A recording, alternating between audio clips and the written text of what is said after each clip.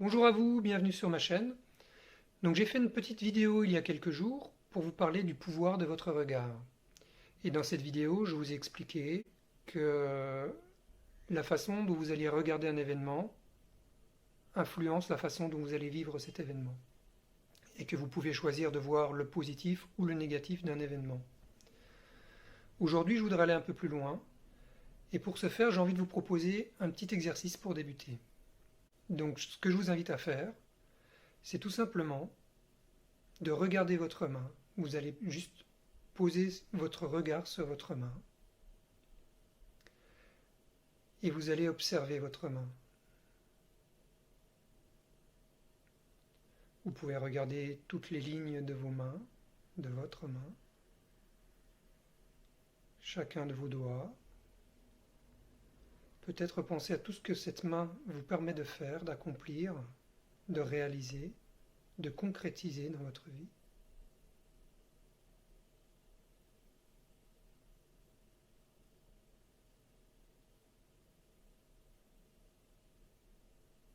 Voilà, continuez à observer cette main.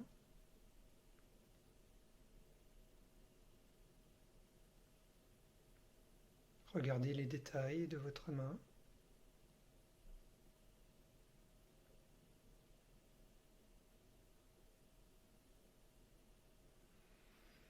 Donc c'est un exercice que l'on peut faire pendant plusieurs minutes. Là, comme j'ai pas envie de faire une vidéo trop longue, on va conclure l'expérience, mais vous allez pouvoir, si vous le désirez, refaire cet exercice de manière plus longue.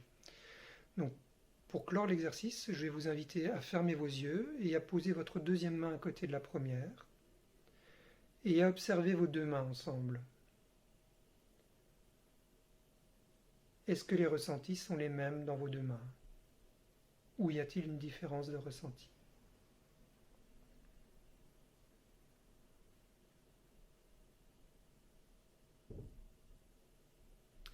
Voilà. Donc normalement, vous auriez dû noter, peut-être n'est-ce pas le cas, mais je pense que si, qu'il y a vraiment une différence entre la main que vous avez observée et la seconde main que vous n'avez pas observée. Peut-être que vous avez remarqué une présence, une qualité vibratoire dans la main que vous avez observée, et d'une manière globale, qu'il y a plus d'énergie, plus de vie dans cette main-là, par rapport à la seconde que vous n'avez pas observée, sur laquelle vous n'avez pas posé votre regard. Donc voilà, ce petit exercice est simplement destiné à vous montrer que par le regard que vous allez poser sur quelque chose, en posant votre regard sur une chose, vous allez apporter une énergie à cette chose. Vous allez y apporter de la conscience. Et donc c'est très important, à mon sens, parce que notre regard se pose sur énormément de choses dans notre quotidien, mais on a tendance à focaliser notre regard sur certaines choses.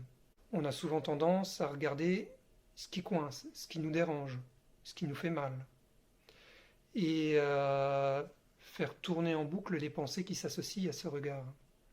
Par exemple, si on a une douleur à un endroit, on a tendance à focaliser notre attention sur cette douleur.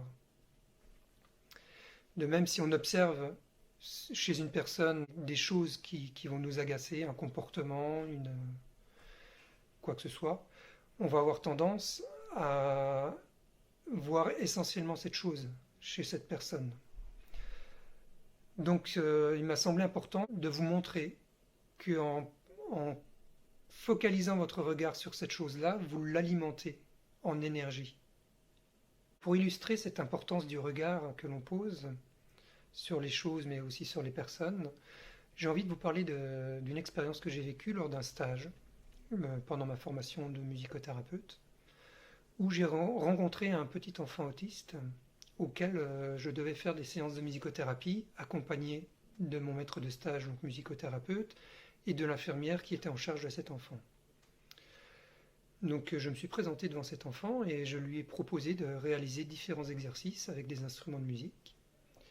Et cet enfant a parfaitement réussi, a parfaitement participé, intégré tous les exercices qui lui étaient proposés.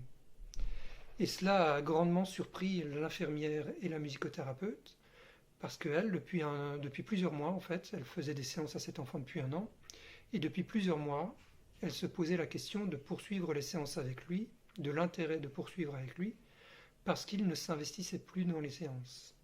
Il ne faisait pas les exercices qu'on lui proposait. Donc pour moi, le fait qu'elle s'attende à ce qu'il ne réalise pas ces exercices influençait le fait qu'il ne les réalise effectivement pas. Et moi, le fait que je vienne avec un regard neuf, en fait, je ne voyais pas les limitations de cet enfant, mais je voyais son potentiel. Et donc, en proposant naturellement les exercices, il les a lui-même fait aussi naturellement. Donc cet exemple, pour moi, illustre parfaitement ce que la physique quantique a prouvé, c'est-à-dire que l'observateur influence directement le résultat de l'expérience qu'il observe.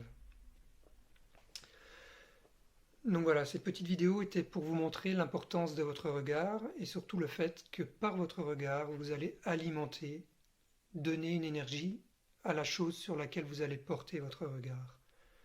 Donc, pour moi, il est important de prendre conscience de ce fait et plutôt, par exemple, que de regarder les défauts d'une personne, peut-être regarder ses qualités. Plutôt que de regarder les inconvénients d'une situation, peut-être essayer de voir les avantages. Je vous remercie de m'avoir suivi. Si cette vidéo vous a plu, n'hésitez pas à la liker, à partager, à vous abonner et à activer la petite cloche. À bientôt.